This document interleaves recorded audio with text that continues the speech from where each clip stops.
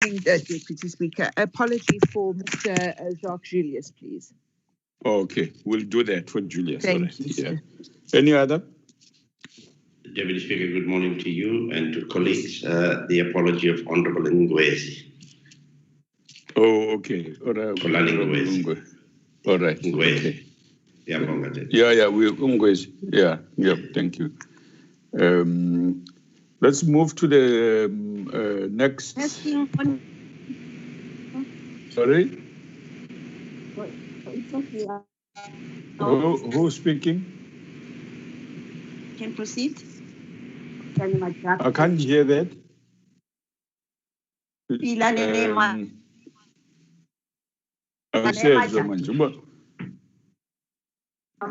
Honorable Chan, are you talking to us? Yes, I was just testing the mic. No, don't test the mic.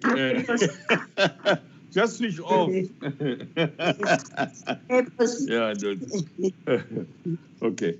Please mute. Deputy Speaker? Yes. Sorry, it's Singh here. May I ask why we use Microsoft Teams, MST, on this meeting, but for all other meetings we use Zoom? Because Zoom seems to work quite well with the hands, raise hands, etc. If that's something that can be checked moving forward. Thank you.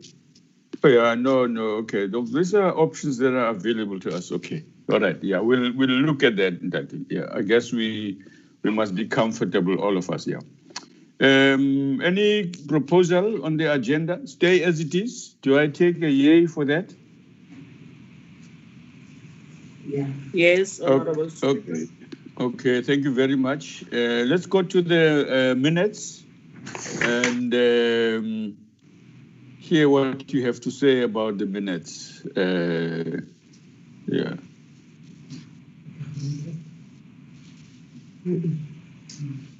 Any corrections there? Yeah, but at least you can hear them. It's fine. Yeah. Okay, yeah. Any corrections there? Please go on. Next part of the minutes. Any corrections? None. Proceed.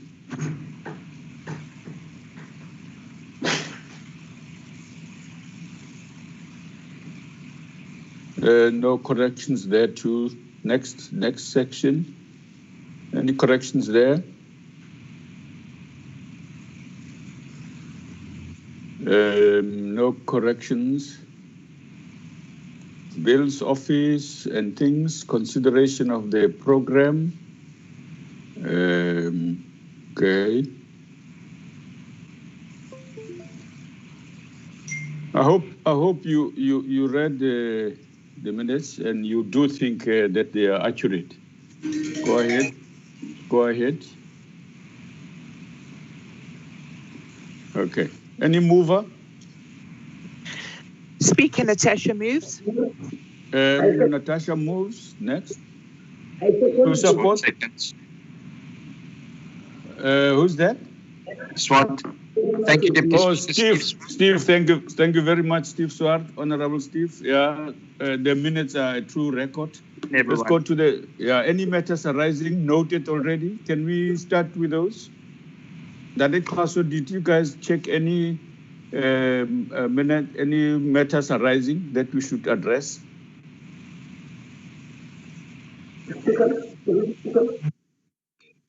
Deputy Speaker? Yes.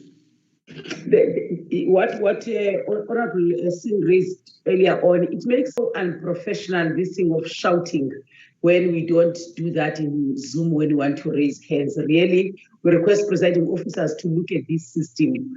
I don't know whether this one might be regarded as a matter arising, but it was a youth parliament as stated on page 6, number 8. Is there any way where we are going to reflect on the youth parliament?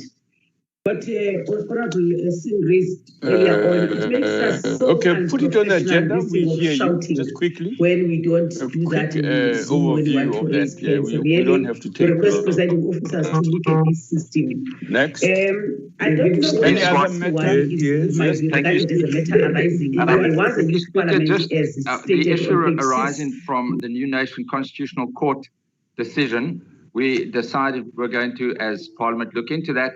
But as a matter of information, the IEC did brief Home Affairs Portfolio Committee last week, but emphasized that this needs to be attended to urgently given the constrained time limits. I think that's just an update on that issue. Thank you, Deputy Speaker. Yeah. No, I agree with you and them that this is an urgent matter. We have, after all, discussed all such constitutional deadline issues requiring us to act expeditiously. All right. Any matter? Any other matter arising? Deputy Speaker. Yes, sir. Yeah, I just thought on the matter of the Section 25, although Yes. Mr. Carter told us that the recommendation was 30th November, but the House adopted a resolution that it be 31 December, just for the records. Yeah. I did notice that yesterday, but it's fine. You are just correcting our records that it must be consistent across all our meetings. Yeah, okay. Thank you very much. That's okay. Let's talk about the youth quickly. Chief Whip, did you want to say one or two words of evaluation and so on about the youth parliament? And after you, the speaker is ready to take over from me. I'll ask her to proceed, please. Thank you very much, Honorable Deputy Speaker, and greetings to the Speaker and all members. Chair, quickly, I think we had a very good youth parliament. The youth voice was united on all challenges that are facing the young people. But I think, Chair, there were some glitches when it comes to identification of youth formations to participate in the youth parliament. There were certain sectors that were not included. The sector like the formation that or organization that represent people with disabilities. It was a shortcoming that we were not part of that, but there was over-representation of other sectors. However, there was an issue of rules because that was a youth parliament, but we did not go through the rules to orientate the people who are not members of parliament. They were subjected to adhere to the rules of parliament when they not even have a clue about those rules. I think moving forward, we must or develop special rules for a youth parliament or guide for how to handle and to conduct themselves in the youth parliament. There were various issues that were raised that are affecting various departments, and therefore we agreed as a team that was speaking there that in the next 3 months, there must be an update on progress made based on the issues that were raised by young people. So I think we can do better, and it was a good start.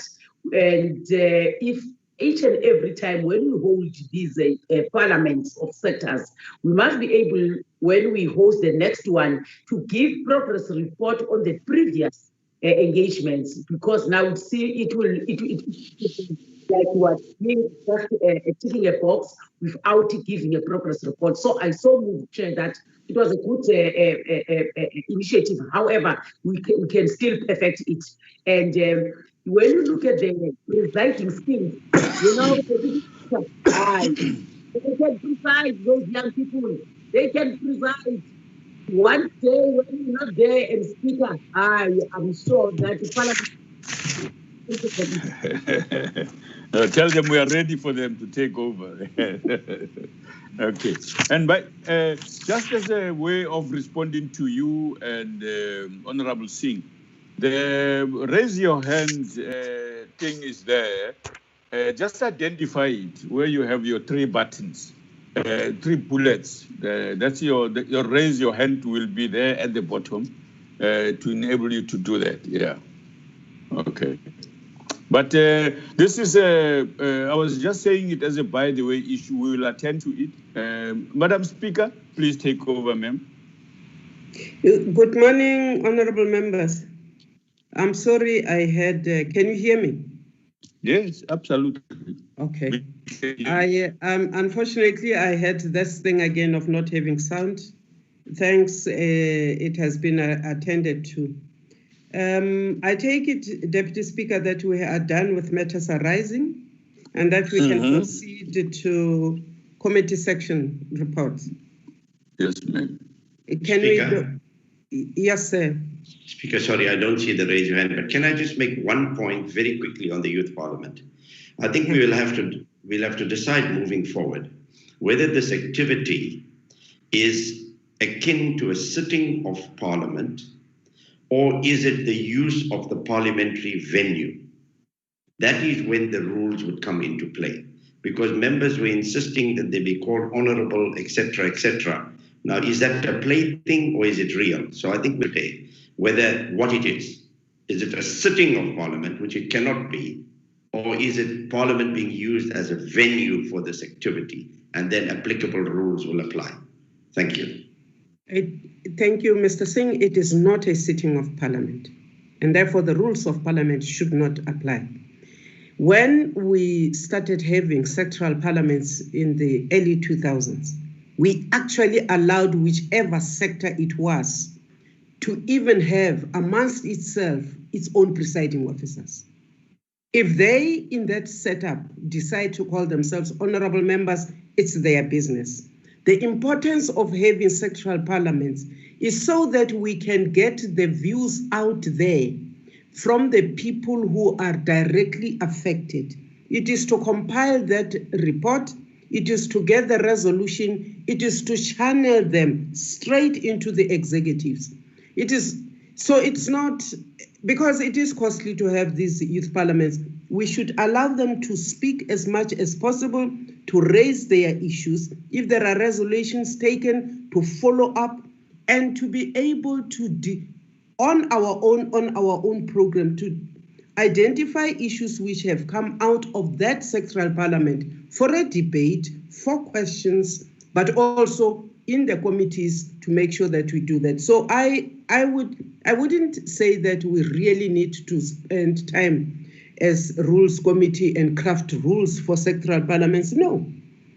How are you going to craft rules for if you are going to have a sectoral parliament on deaf people? You can't. Because you would then have to learn how, no. Let's allow the sectors to run. Let us be part of them. Let us listen carefully. Let us, where we have responses ready, participate by giving the responses. But our job is really to push their agenda where they can reach.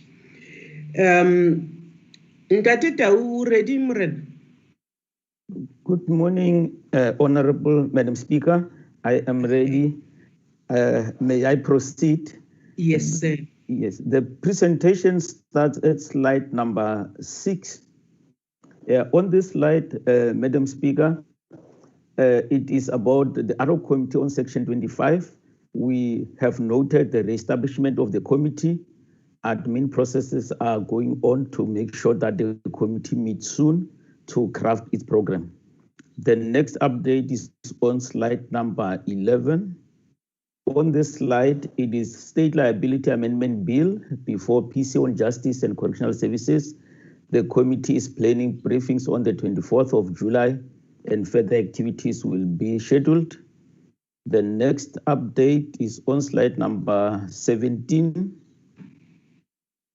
On this slide, it is Liquor Products Amendment Bill before PC on Agriculture, Land Reform and Rural Development. The committee is planning briefings for the 1st of September. The next update is on slide number 18. It is the Local Government Municipal Systems Amendment Bill before PC on COGTA. The committee is planning further deliberations today and also adoption of the report. The next update is on slide number 26. On this slide, The update is that National Road Traffic Amendment Bill has been tagged as Section 76 bill. The next update is on slide number 27. On this slide, the update is that Transport Appeal Tribunal Amendment Bill before PC on Transport has also been tagged as Section 76. The next update is on slide number 32. On this slide, it is the Disaster Management Tax Relief Bill before Standing Committee on Finance. The committee has scheduled activities for briefings, public hearings, consideration, and deliberations on the 4th and the 5th of August. The next update is on slide number 33. It is Disaster Management Tax Relief Amendment Bill, also before Standing Committee on Finance. The committee has also scheduled activities for briefings, public hearings, and deliberations on the 4th and the 5th of August. The next update is on slide number 35. It is the statutory appointment before PC on Justice and Correctional Services. The committee is planning deliberations for shortlisting, interviews, and deliberations on the 14th of August. The next update is on slide number 41. That is the statutory appointment before PC on Communications. The committee is planning to adopt the report for the filling of MDDA board on the 14th of July. Next update is on slide number 47. It is the petition from Lizitele Town in Zanin before PC on Kokta. The committee is planning to adopt the report tomorrow, the 3rd of July. The next update is slide number 48. It is also a petition from Naisna United before PC on Kokta. The committee is planning the adoption of the report tomorrow, the 3rd of July. And the next update is slide number 49. It is also a petition from Freedom of Religions of South Africa before PC on Kokta. The committee is planning to adopt the report tomorrow, the 3rd of July. This concludes our presentation. I thank you, Honorable Madam Speaker. Thank you very much, Ndati Tau. Honorable members, the floor is open. Honorable Speaker. Ndati Singh. Thank you very much. I think for Honorable Frolick to note, because when we look at the program, we'll see that there's a constituency period that's being proposed from the 3rd to the 17th of August. And I note that some of those meetings are scheduled to sit on the 4th and the 5th of August. I'm not going to go through them, but I just saw that. So if that's something that can be taken note of. Thank you. Thank you very much. Any other member? Speaker. Mehlengiwe Mkhaliphi. Thank you, Speaker. I just want to get a clarity from Ndati Tau about the petition from Ward 52. Is not listed on his petitions, on his presentations. Ndati Tau, do you have a quick answer?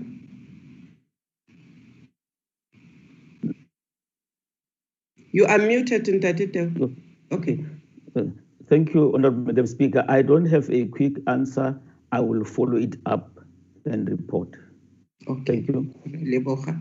Mem Kalipi, was there anything else? No, Madam Speaker. Okay, ngiyabonga. Ndati Frolick? No, good morning, Speaker. Good morning, honourable members. No, nothing from my side, Honourable Speaker. Suffice to say that the changes that has occurred over the last few days on the program will be reflected in the committee programs as well. Thank you. Thank you. And Dr. Swart, do you please take the floor? Good morning, Speaker. The issue relating to the appointment of the additional information, personal information regulator, I think it's very important to note that that act is fully operational now as of this past week, and it has an implication on information relating to COVID-19. And I think as a matter of information for all of us to be aware that the President has enacted that it is now that's Protection of Personal Information Act that has significant implications, such as when the information was on the media about me been tested positive for COVID-19 without my permission, and even before I was tested. So I think we need to just be aware of that act, as well as the appointment of a new regulator. Thank you, Speaker. Thank you, sir. That's noted. Any other member on the report? Nothing. We proceed to Ntate Bell. Ntate Bell, the bills are. Thank you, Madam Speaker. The report on bills before Parliament gives us an overview of activities that we are prioritizing or waiting for, or at least looking at. Page 3 says that the executive legislative program is to be submitted. I believe it has now been sent to Parliament. Page 4 reflects the 2020 financial legislation program, and in this it supports the program that committee section has submitted and presented. Thank you. Thank you very much. Honourable members, take us. Floor. Mende, please take the floor. Yes, thank you very much, Speaker. On the legislative work on page 3, legislative program to be submitted, I think we spoke about this yesterday in the Chief Whips Forum, and Mr. Kaso promised to give us some information on which bills did they submit to your office on that program. Thank you. On that program. Thank you, ma'am. Ntate Swart? Yes, thank you, Speaker. One of the issues that came up yesterday was the issue relating to bills dealing with gender-based violence. And as a member of the Justice Portfolio Committee, we did get a briefing from the Minister that those bills would be coming, but I don't see anything yet. And this was raised yesterday in the meeting, and I wondered if there was any more information from the executive side as to those bills that has been referred to. Thank you. Thank you, sir. Any other member? Member Jodina? Yes, thank you very